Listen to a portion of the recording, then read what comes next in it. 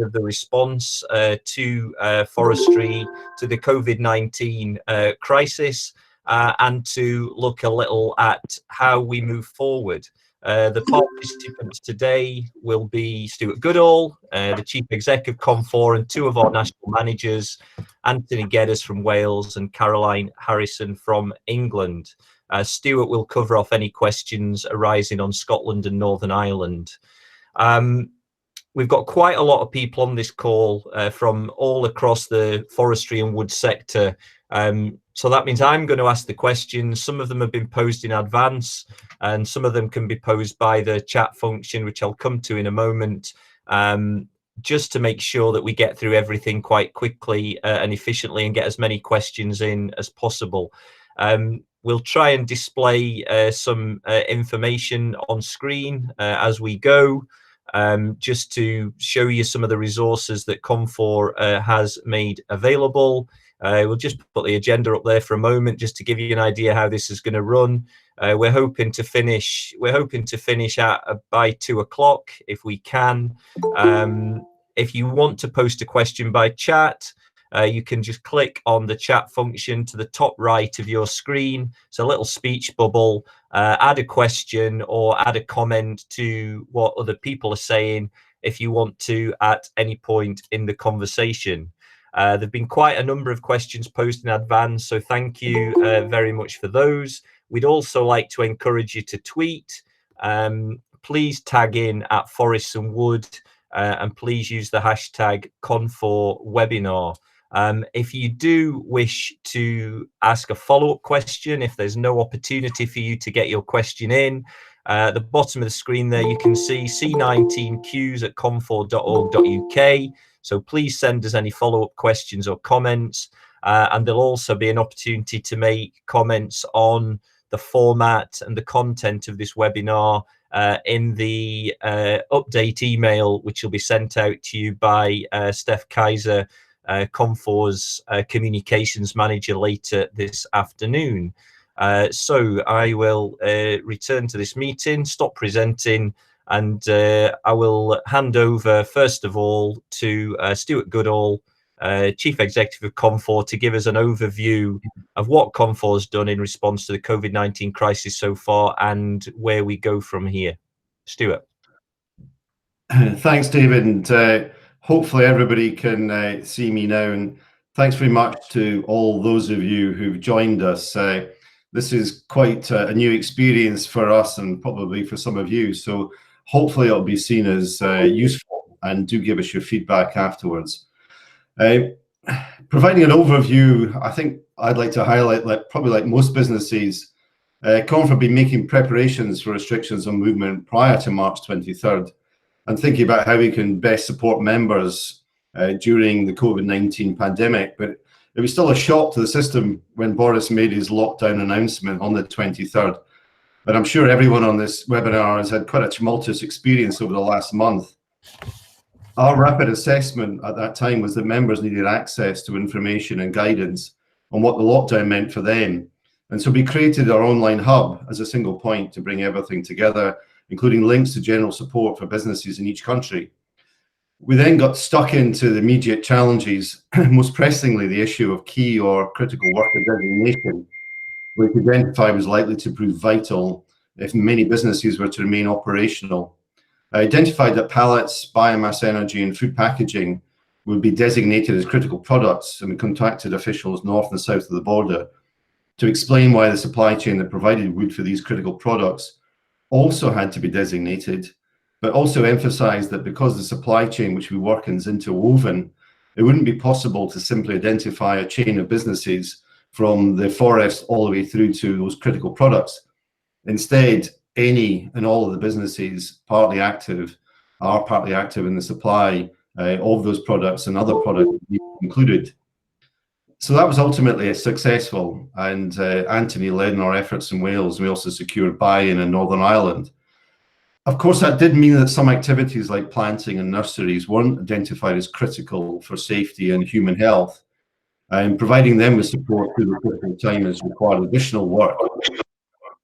We've now mapped the critical supply chains, and we're monitoring these on a weekly basis to advise governments across the UK on their operation, and also to flag up any arising challenges.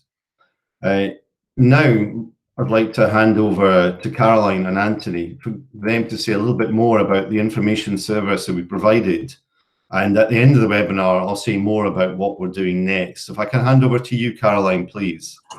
Yeah, good afternoon, everybody. Thank you for joining us on this, I think, Confor's first webinar, actually. So, yeah, we set up 3 country, what we call country supply chain groups across Scotland, England and Wales within sort of a few days of the lockdown happening. And those are members from across the supply chain, geographically, spatially spread.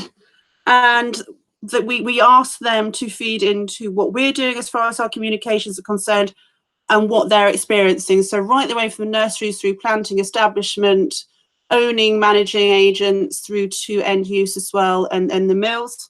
And we're looking at best practice, we're looking at lessons learned, we're looking at how to cope with it, we're looking at also mental health, we're looking at trying to bring everything together. And those are the basis of the weekly updates that we send out on a Friday. Also interwoven into that is Joe O'Hara's work, who we have commissioned to take on monitoring the critical products and supply chain.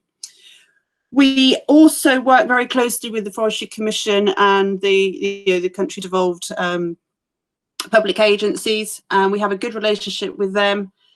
We do joint press releases and looking at joint social media, so we're getting industry messages out there. We meet with DEFRA on a weekly basis as well, and we also meet with the trade associations on a weekly basis. So that's TimCon, WPIF, Timber Trades Federation and British Woodworkers Federation. So trying to bring everything together into one place so that the industry can get the best information possible. Anthony, over to you.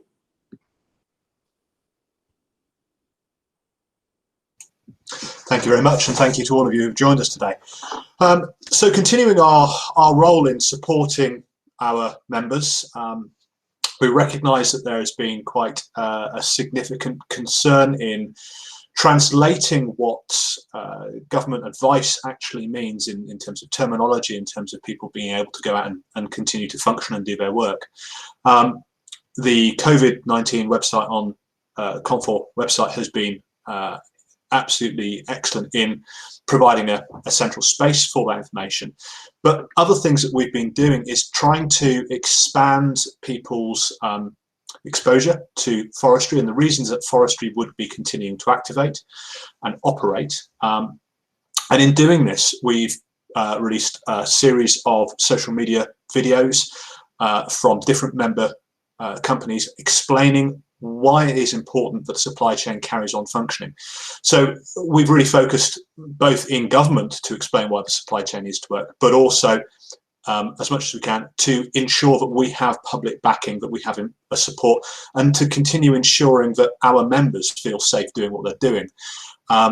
In addition to that, when the supply chains were identified as having essential products within them, that allowed us to develop what we've called letters of comfort for people within the industry. For those of you who haven't seen those still, they are available on our website, so you can go to that resource and have a look at those. But essentially what they say is they explain to the reader of the letter why the person who holds it would be driving their vehicle, moving to and from site, that they can't work from home, that it is reasonable that they should continue to operate, and that they are either acting within the guidance as issued by either Westminster, DEFRA, Forest and Land Scotland or Welsh Assembly Government to ensure that they are keeping safe and they are keeping other people safe. And I think we've seen a good uptake of those, good usage of those, and certainly in Scotland, I think now the experience is developing in England and Wales that people are continuing to do the work they need to do, and are no longer being challenged and no longer feeling as uncomfortable as they have been. There's still work to do, and we are continuing to assess what we do in terms of social media to support that. Thanks very much, Anthony. Stuart, obviously you were very heavily involved in a lot of the discussions in key worker status and also in those who weren't identified as key workers, and as Anthony said, how they were continuing to work. Can you just describe a little more about your involvement in that issue and how you've managed to help members kind of disentangle it in a simple way? Thanks, David. I think the issue of key workers is probably the one that's come up most often from members over the last couple of weeks, and is likely to continue. One of the challenges, or one of the things I have to clarify very clearly up front, is being designated as a key worker or essential worker. There's different terminology used in the 4 countries of the UK. Doesn't mean that if you're not a key worker, you cannot work. And that's part of the confusion that has been surrounding this. It was a term that the UK government produced very quickly and applied in England initially. And it came out of that need to protect critical supply chain services, to protect simply health and safety in people's lives. And there was a lot of pressure, I'm sure most people can remember at the time, on how can nurses, doctors, for example, able to attend work if they've got childcare commitments. And so they came up with this terminology and initially linked it to the ability to be able to continue to send children to school so that those essential workers, essential activities can continue. And then as you had those designations,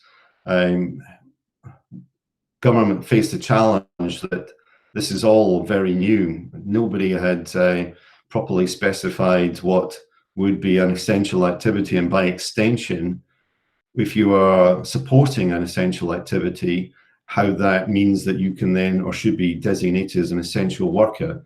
And a classic example is wood pallets. So wood pallets are seen as a rather humble product, but without wood pallets, as we know, you can't move around goods, including food and medicines. So the pallet sector was very quickly identified as an essential or critical product. But then wood pallets need to be made from wood and repaired with wood. And that meant that the supply of those wood products had to be considered essential. And similarly with energy for biomass, for schools, for hospitals, care homes and the like, and packaging for food. So we pulled that together and managed to work finally, after a period of some days intense activity with the UK government and the Scottish government initially, to identify and prove to them that these were critical activities, because at that time they were being bombarded by any number of industries and sectors and individual businesses who were very keen to be included in any list of essential or key activity, because it would make it easier for them to continue to operate. So they had to be able to separate the genuine essential activity from those things which would be considered incredibly important, but fundamentally don't relate to saving people's lives and keeping people healthy at this time during the pandemic. So that has now hopefully worked its way through into the guidance that we have on our website. I would apologize for, in some cases, the lack of clarity there. That's not because there isn't something very clear sitting within government as here's a statement of a key or critical worker and what that means. It's very much been a case of seeking reassurance unofficially and then being able to share that. So it's a less than perfect process, but it now sits there and hopefully we've got a handle on it. If you're not identified as a key or essential worker, then the thing to focus on is how you're able to work safely, abiding by the guidelines, and also have a sense of which country you're working in. And again, it's another level of confusion which we've raised but hasn't gone away, that if you're in England, there is generally a greater acceptance that if people cannot work from home, they can continue to work. whereas in Scotland and to an extent in Wales, for example, authorities have taken a more restrictive approach. So if you are uncertain or have got questions about your own situation, I'd encourage you to make contact with us. Okay, thanks, Stuart. Anthony, can I just bring you in there just about that whole issue that Stuart raised of slight confusion at times over guidance from different sides of the border? I mean, yourself and Caroline, there's a lot of activity moving between England and Wales in particular. Has that caused any confusion amongst members, and how have you gone about trying to address that? I would certainly say it's caused confusion. I mean, it's the challenge that we've faced is that the Welsh Government may have at times been a couple of days behind its colleagues in Scotland and England. What we've had to do is to try and take as simple and clear-cut approach as we can and just track down that information, signpost it independently on the website. So when you visit the website, you'll see there's guidance, for instance, on the Welsh legislative statements on distanced working. There's Welsh guidance on their economic resilience funds, and we've tried to just break that out really clearly for our members, so that they are well directed, whether that be on the website or also in the updates we do. You know, trying to include the links and actually make it as easy as possible for people just to follow straight through, knowing that if I'm in Wales, I can click here. If I'm in England, I can click there. You know, we haven't really experienced yet where that will affect those cross border companies, for instance, the likes of Confor, who have a base in England and a base in Wales. And we continue to work with Welsh Government to ensure that, you know, people can appropriately access the support they need. We'll be sending out an update this afternoon. The First Minister has just released his guidance for the change in lockdown policy, if you like, which will be live as of midnight on Saturday. So you'll see full link and explanation of that, hopefully, when we come out to you this afternoon, and that'll be uploaded on the website shortly. That's great. Thanks, Anthony. Just to say, encourage people, if you do want to post any questions during the call, click on the chat. We had quite a number of questions in advance. I'm going to come to you, Caroline, with this one. This was a question from Toby Allen from Say It With Wood. Toby was one of the people who featured in the series of videos that we made for Confor to explain why people were still working. So I would encourage, if you've not seen those videos, go and have a look at them. I'll click back on the website in a minute to show you where they are. But the question from Toby, Caroline, is around chainsaw use. FISA suggested chainsaw use would put extra strain on the emergency services, and harvesting companies have followed this by halting chainsaw work on sites. Where are we at the moment with this issue of chainsaw use? Okay, hi Toby, I know you're on call. I've seen you come in. I think it's changed in the last week or so, actually. We have Till Hill on our country group, and I think it's very much on a risk assessment basis and certainly a job by job basis. Till Hill did stop or halt most of their high risk chainsaw use because the mountain rescue teams and the emergency services had said that they didn't have the capacity or didn't want to be called out by with chainsaw accidents. Mountain Rescue have now come back and said that they have the capacity, but they would prefer, obviously, chainsaw risk assessment to be undertaken and best practice chainsaw use and experience to be practiced. I know that there's some harvesting contracts, pre-commencement going on harvesting contracts commencing as such, and also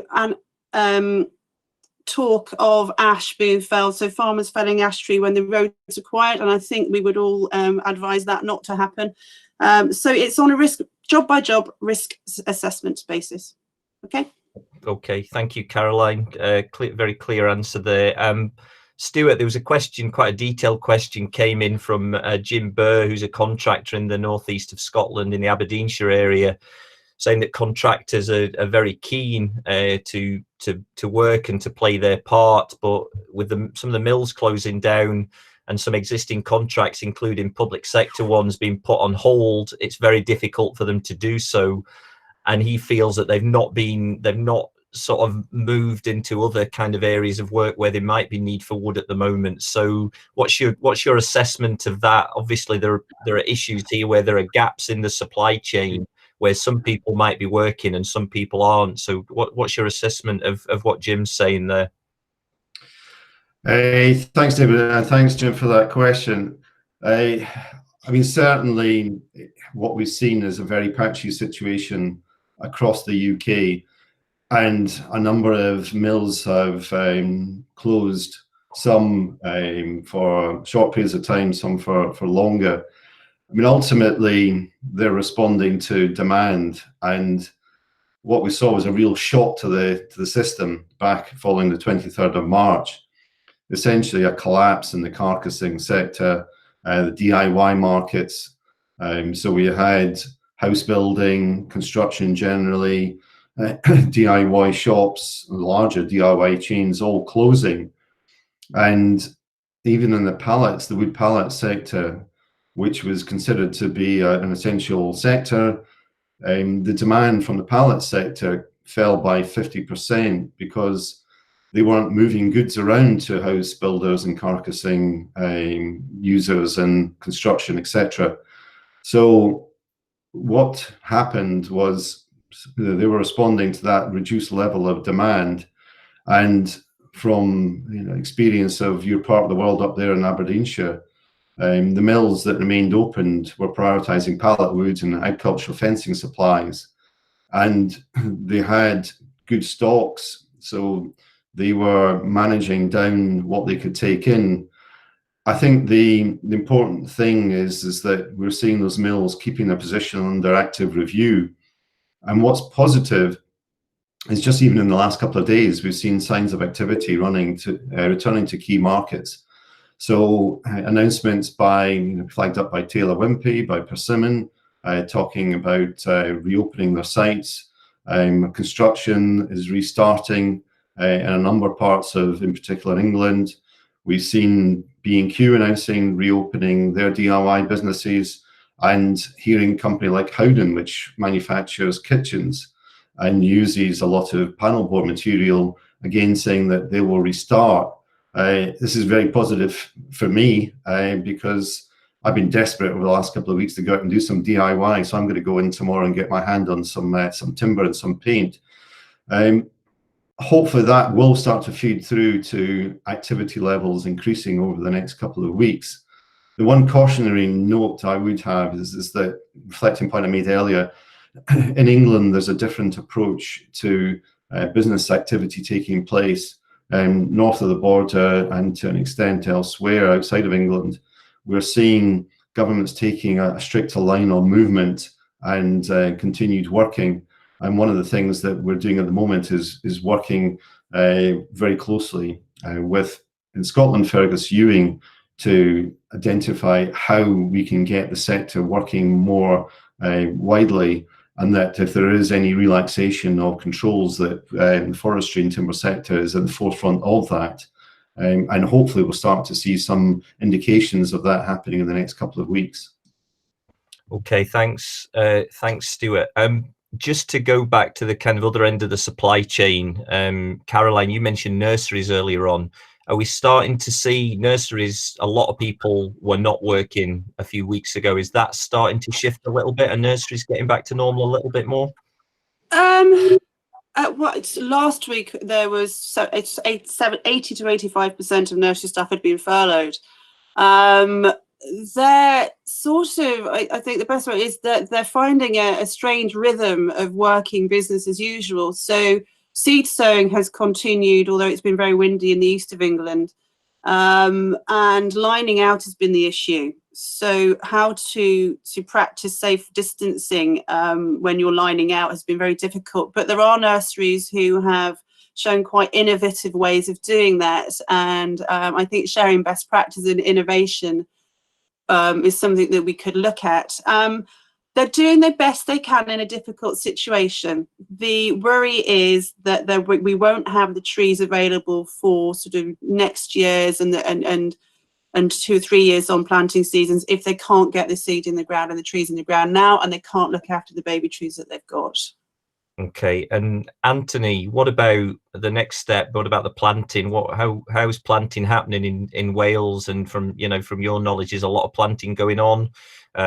What sort of capacity are we at? Do you know? So in terms of planting teams, I mean, there have been some quite interesting things. NRW is set to hit its restocking target this year, and has actually been very effective in managing and working with its planting teams to deliver a successful program. Across our members, we have seen quite a mix of success. Some teams have completed projects. The most frequent outcome appears to have been that those management companies, or those managers who had trees in hand in their stores, have got those planted, and then have been very cautious about ordering more trees from nursery, because the relationship, whilst they are supporting their planting staff, there have been some issues about people being able to afford to travel in separate vehicles, in finding accommodation, in being challenged by police a couple of weeks ago. That is now moving to the point where actually the ground in Wales, we've had sort of 2.5 to 3 weeks of good sun, so it's starting to dry up, and it's not quite as appropriate to be continuing to put trees in the ground as it was. The teams have also suffered significant hardship in that many of these small businesses, these planters, undertake other roles. So they may do groundkeeping work for holiday parks or other rural businesses, and in some instances they have just had to go and find completely different things to do. So in terms of your question on capacity, slightly tricky to get a very accurate picture, but I would have said as of last week, we probably had 60% of the teams available in Wales working, and that was tapering downwards. Okay, Stuart, just wonder if you've got a broader picture across the UK, particularly looking at Scotland, and just an associated question that's been posed in advance by Charlie Fulton, who works in ground preparation in Scotland. He's saying, what approach is the industry taking towards a phased resumption of work overall? What criteria are likely to apply, and where are we in that process today? So, where are we in the kind of journey towards sort of normality, if you like, if that word exists anymore? Yeah, I think a phrase going around at the moment is new normal, and how we adjust to new normal, and that's going to affect us both in our personal lives and also within our work lives. I think planting is one of those areas where it's been really challenging, because we know it's so important that we're planting and replanting to secure our future forest supply, but also in the fight against climate change.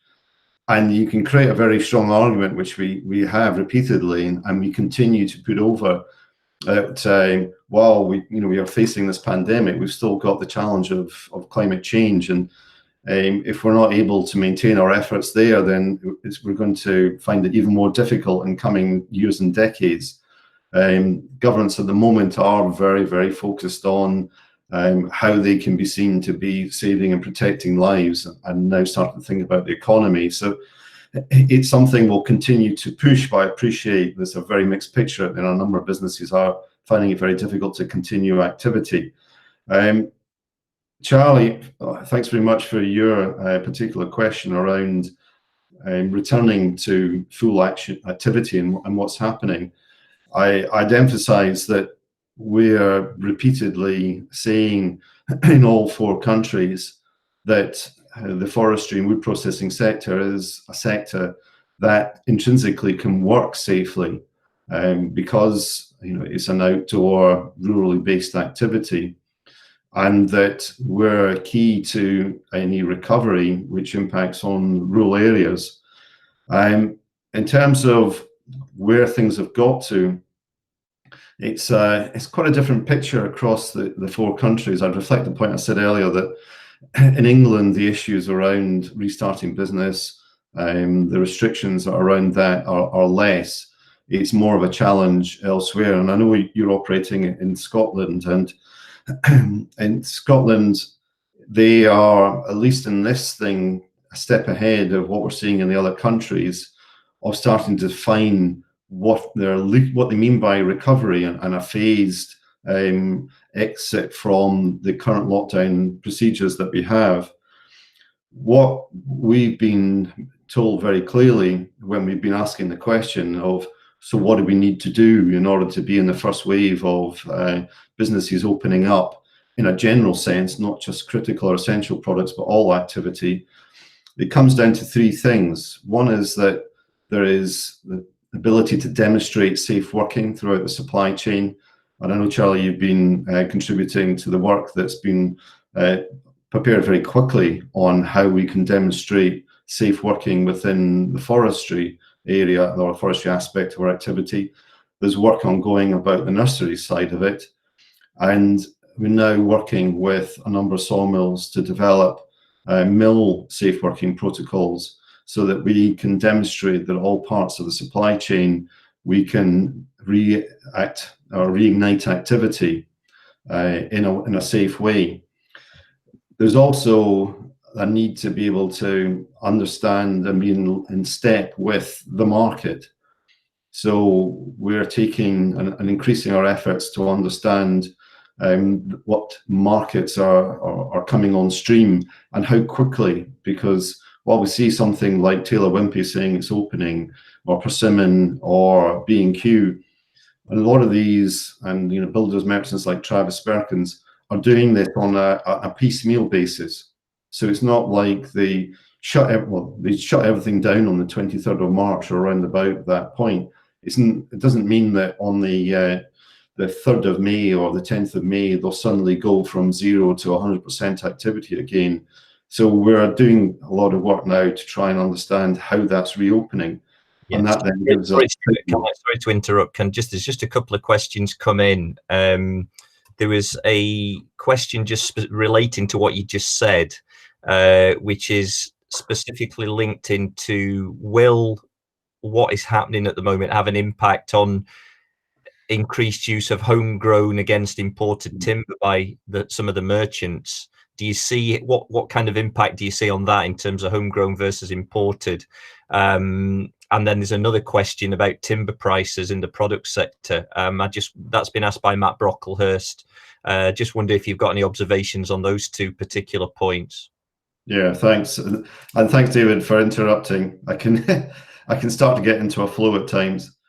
Well, the market intelligence and the safe working directly links that thing about what the impact's going to be with imports versus domestic production, because unless we can get that market intelligence right and businesses can start to gear themselves up, we get the safe working protocols in place so people can respond to that market demand. And the third element was communications, because we've got to be able to explain to people why businesses are working when the general messaging out there is stay at home. If we don't get that right, then, as we all know, the supply of wood products in the UK is predominantly satisfied by imports, and we are basically competing against imports from Sweden and other countries. And keeping in touch with counterparts of those countries, they are mainly stand ready to increase their supply into the UK market once they see opportunities arising.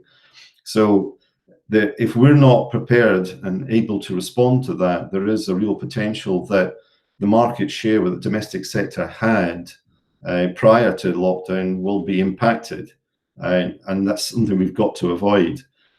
It's because there's plenty of import opportunities there, and countries looking to find markets for their material. The timber pricing one is an ongoing one, and if I had a crystal ball which predicted the way timber prices would go, my role as chief executive would just be a sideline in terms of how I kept myself occupied. It's a really difficult one, and I always fall back on the phrase that it comes down to supply and demand. In the short term, I think demand will be building, and there's plenty of imported supply. So what will be key for us is to be able to provide quick response to that demand. But what that mean in timber pricing, to be honest, would be very difficult for me to say. So I declare the fifth, as you say, on that one. Yeah. Okay. Thank you, Stuart. William Hamer, who's a forestry consultant, couldn't join today, but had quite a number of points about what he was experiencing at the moment. I'm going to bring a couple to you, Caroline. He said, most of my clients are pressing on with harvesting programs, although some are being cautious and reducing the amount of work. There seems to be a feeling that if others aren't allowed to work, it's wrong that the sector should be carrying on. And for some landowners, he thinks there's a tendency to want to shut the gate again. So Caroline, two questions. Have you started to see that tendency to shut the gate? And is there a sense in the profession that if others aren't working, then is there a bit of an uncomfortable feeling that forestry shouldn't be as well? How have you experienced that? I think that William's right. Some are shutting the gate as such, some aren't. Most managers that I talk to, the managing agents, are continuing site visits where the landowners want that to happen. There has been quite a significant reduction in income for woodland owners from their leisure activities. So those that have glamping and recreation and bed and breakfast and all that sort of thing. Of course, that's ground to a halt. So we are looking at informing members on other income so that they can manage their woodlands, so particularly for biomass and pallet material. I think there's a better understanding now amongst the public than there was. That might just be my perception, though. There were reports of public stopping or talking to contractors, and certainly some of the planting contractors, asking them why they're continuing. But I think it's almost blown through now. To say harvesting contractors are continuing, and I think it's just the inherent want of our industry, a desire to keep going and do what we know is the best thing to do and make it work, looking towards recovery. So the answer is yes, there may be forest owners shutting the gate, but I think most who are informed will want to continue. Okay, thanks very much, Caroline. Another question, briefly, Stuart, if you can this time. Rod Gordon from Gordon & Sons Sawmill, again, Northeast Scotland. This was touched on a little bit earlier on about safe social distancing measures in sawmills. How is that being addressed in your experience?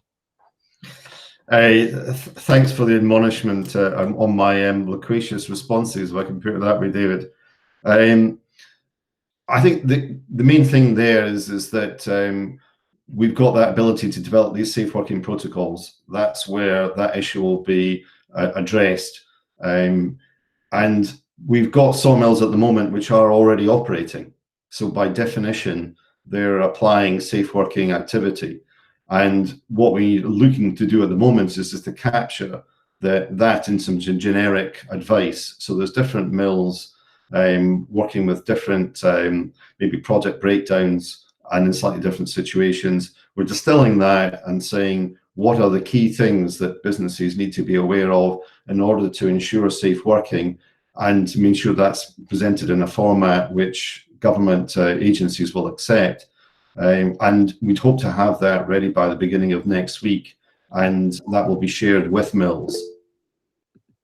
Okay, and just something else that's linked to that, Stuart, is the guidance that was put out last week, protocols for safe working with the Forestry Contracting Association.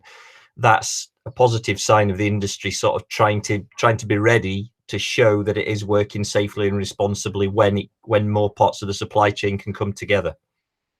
Yeah, absolutely. And it's been great to get that input from different parts of the sector, different organisations. In that case, Forestry Contractors Association, and individual businesses like Charlie Fulton's experience. So we will need to follow that through. And what's also been very welcome is that in this case, Scottish Forestry, and we'd hope it would be the same elsewhere. We've already started to share it in England, and Anthony will be doing that in Wales. Is we're getting a pragmatic response that this isn't about trying to come up with some massive big tome. It's about ensuring that businesses have clear advice about how they can apply safe working practices, and that we can be seen to be operating safely and responsibly. Anthony, do you feel that there's been some good examples during this crisis of the broader forestry sector coming together? I mean, there's an example there, obviously, with Confor working with FCA. We've worked with the contractors on getting some of the videos out there as well. Do you feel there's been, Caroline touched on it a little bit before, there has been a kind of a positive pulling together?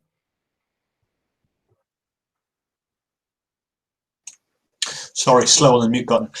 Yeah, absolutely. I think there has been a very positive response, whether it be on a micro scale, where we've seen businesses with timber availability issues who have been able to approach mills or colleagues within the industry to essentially trade and ensure that they can maintain operating.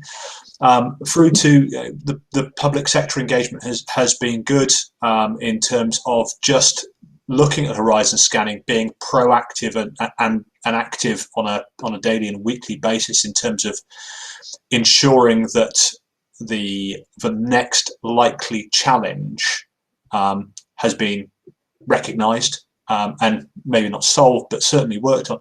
And actually, I think within the group of members as well, whether it be the social support, the excellent support we've had from our members in the national supply chain groups, I think there's been a pulling together, and a combined attitude. If we can work and support each other, we'll get through this. So it's been a positive out of a very negative situation. Okay, that's. I'm not sure which. I'm not sure which of you.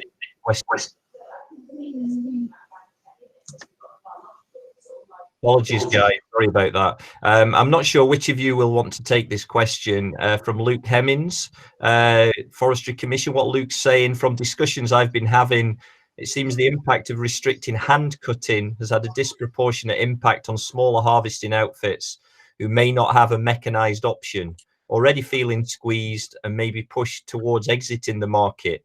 Is that a sense that you've got? I don't know who wants to take that one, Stuart or Caroline. Do you want to go at that? I can have a go. Yeah. Hi, Luke. I don't know whether I had that a previous question on most manual. Actually, I think you're right. Some of the smaller guys, some of the guys who are not subcontracting to larger firms, I think are feeling squeezed. Yes. Those that perhaps haven't got the benefit of larger firm risk assessments, whether they will be squeezed out of the market, I don't know. I hope not. And I think that we need to give them as much support as possible. Now, whether that's through Facebook, the blog, or through the FCA, or through whomever, I think we just need to make sure that they feel that they're valued. Okay. Okay, thanks, Caroline. Just going to try and get through all the questions that were posed in advance. Victoria Laurie, who's a business manager at WMAC in Wales, is asking about training and assessment centres and training providers. Obviously, at the moment, they're unable in many ways to provide the services that they can normally offer. As Anthony, has Confor had any approaches from sort of training assessment providers and how they might get back to work when restrictions begin to be relaxed? Okay, yeah, I mean, interesting question. In terms of the initial approaches have just been quite limited down to understanding what the regulation that came out in early March meant for their businesses. What I think is particularly interesting, however, is that moving forward, we had 2 days ago a release from Welsh Government on flexible skills programme and training for businesses. So as a larger entity, we are engaging with Welsh Government to understand what their flexible training programme means, and whether that is simply designed to upskill employees already in businesses for IT opportunities, or whether that can be extended out to training providers. What we have seen is a significant shift across to digital opportunities for training. It's somewhat of a tentative market, and I think certainly within our industry, where people are often based in the field, this is going to be quite groundbreaking if we can make it work. But I actually think, we're showing today we can make it work. So Victoria, I'll probably come back to you directly on that, because as I say, it's a release that came out late on Wednesday night, and as we explore how that works and what that will mean for training providers, we can perhaps build a better picture and put that on our website. Okay, thanks. Just a question about sort of looking forward, Caroline, and then come on to Stuart. Solange Montero from Bangor University, as a student, concerns about the future. Just again, Stuart was talking about his crystal ball on timber prices. I appreciate that, you don't have a crystal ball, but what would you say to students who are looking to come into the sector at the moment? Are you still optimistic in the long term that, we're in a broadly good place? You're on mute. So I am. I would say absolutely. Foresters are eternal optimists. We work on very long timescales. I did see that question because you also asked about long-term radical change, and or radical change doesn't happen in the long term. But I think coming out of this for me is the recognition of our industry supplying essential products. If anything, we can try and engender that wood culture again in our society, so they understand how important we are to the running of our daily lives.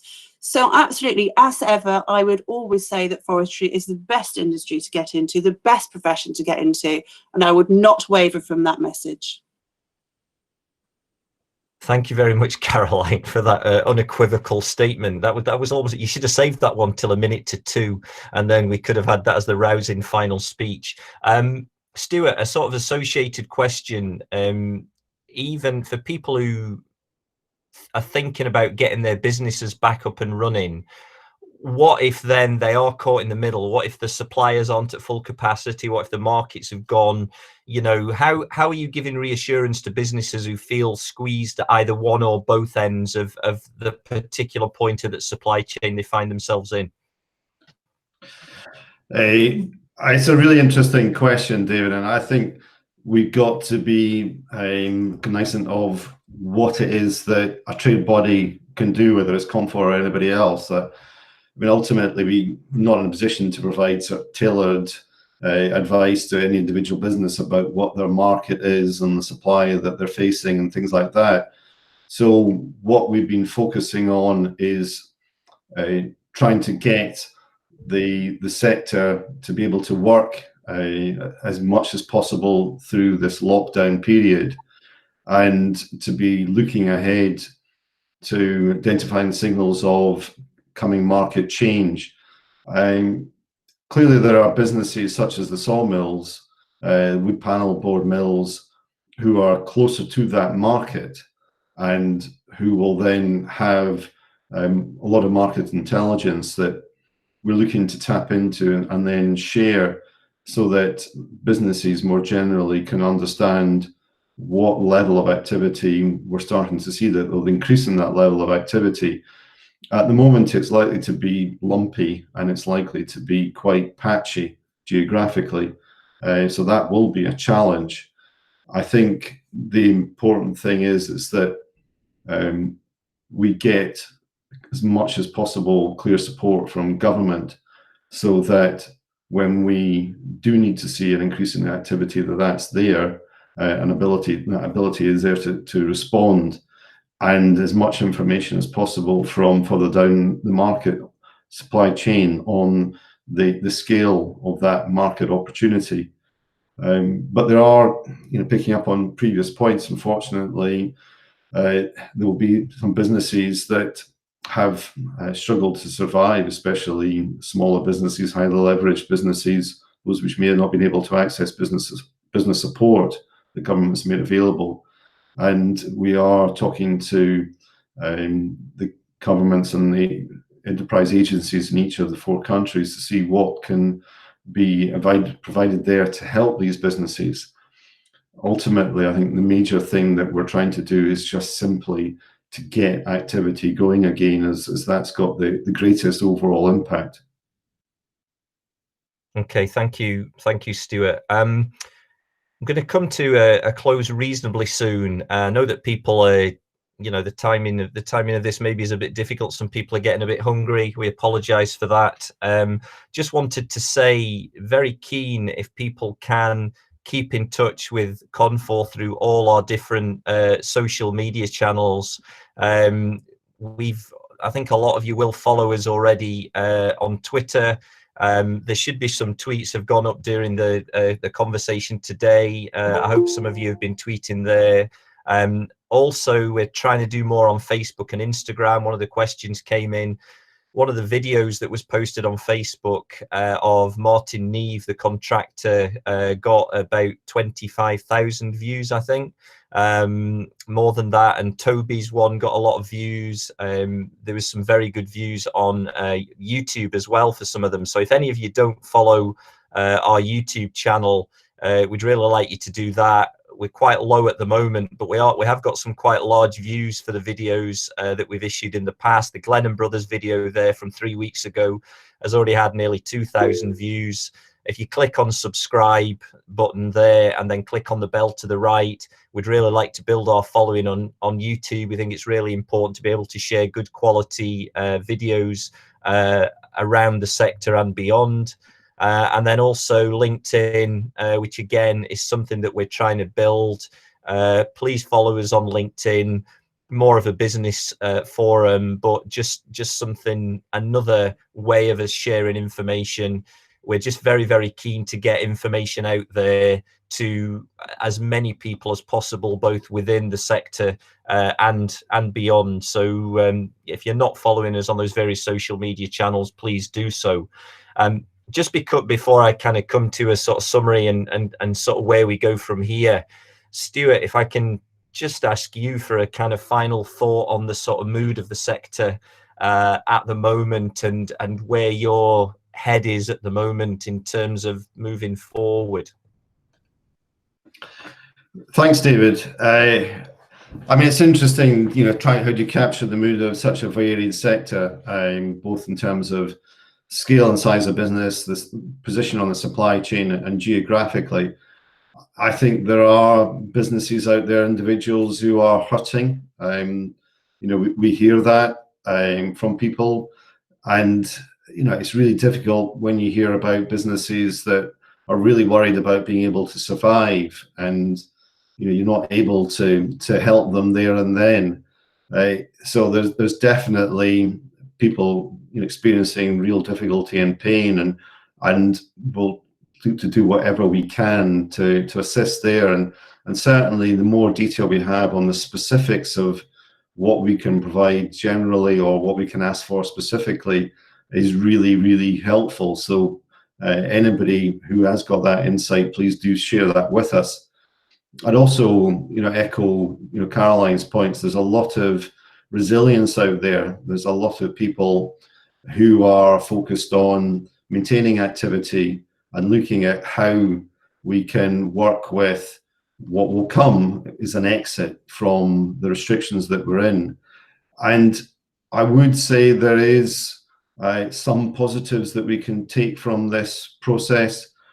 What we've seen is, for example, in England, there was a very strong policy perspective that tree planting, forestry was about amenity and environmental issues only.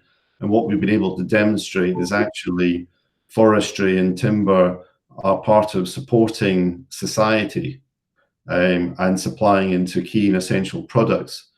And that's going to be very important for us as we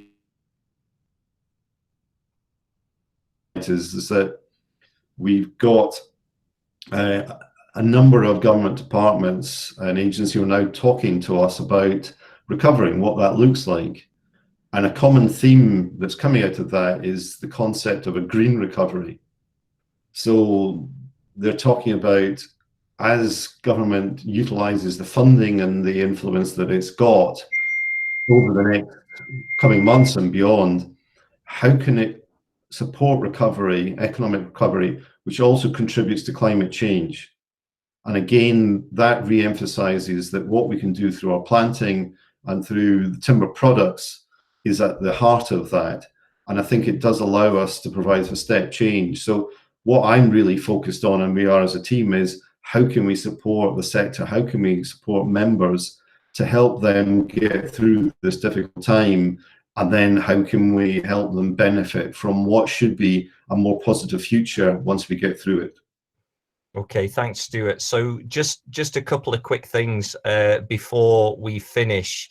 If I can just sort of encourage everybody, as Stuart's just said, to continue contacting Confor with any of your queries. You know, we are here to try and answer any of the questions that you've got. It's not always going to be easy. It's not always going to be possible to answer those questions, but we will try. I'm just going to go to the website homepage here for a second, and if you go to the homepage and you scroll right down to the bottom, if you want to take things any further after today, the key contacts stay informed at the bottom. If a question's not been fully answered or you've got any other questions, please email us at that email there, c19qs@confor.org.uk. The contacts page has details of all the national managers. And if you've managed to sneak in when you're not a Confor member, or if you're not on the e-newsletter mailing list for any reason, please email the address there, liz@confor.org.uk. So you can see all the contact details there. As I said before, please follow us on social media. And can I just ask before we go, Neil, my behind the scenes colleague who has been admitting you all to the call, would like to take a picture of a huge tile of faces for social media purposes. So can everybody please unmute their cameras so we can see all your delightful faces for a couple of minutes? And Neil is going to try and then get a photograph of about sort of 30 or so different people. So if everybody unmute your camera for a second. While you're doing that, and Neil is trying to work on the technology, you will get an email this afternoon from Steph in the weekly update, and you will have the opportunity to feedback on the format and the content and any ideas for specific topics in the future. Nice to see Harry there doing his top button up for the photograph. So, Harry. And Neil, have you got enough people on screen now? Neil, are you there? We'll just assume that Neil is doing his photograph for now. Yes, I have actually, and thank you for everyone for taking your cameras off mute. Just for that little bit, we've got a good photograph, so we can share that afterwards. Thank you. That's great. So finally, guys, thank you very much to Stuart, to Caroline, and to Anthony, and to Neil, and to Steph, and everybody else at Confor for their work behind the scenes. Thanks for all listening in today. We hope you found it useful. And in the meantime, all the very best to all of you, to your families, to your businesses, as we all continue to respond to the new abnormal. So have a very happy rest of Friday, and I hope you all enjoy your latest weird weekend when it arrives. All the best, everybody. Cheers. Bye, everybody. Bye. Thank you. Bye. Thanks, David. Thanks, everyone. Thanks all. Take care.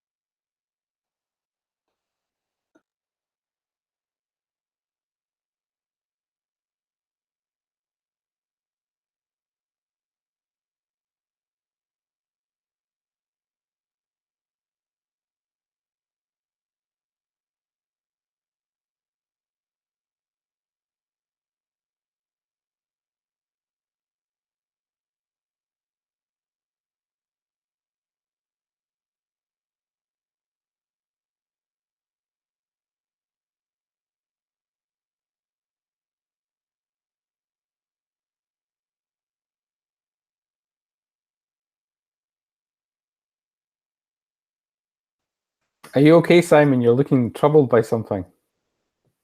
You have to take yourself off mute.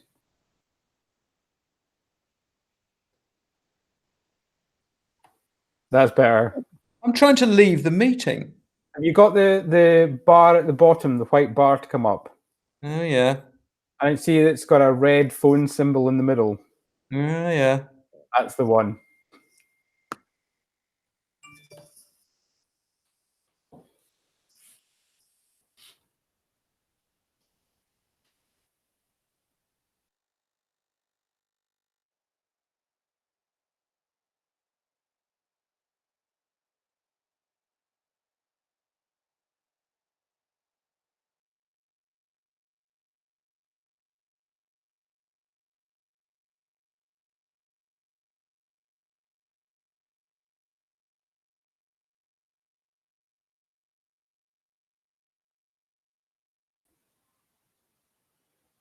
Ian.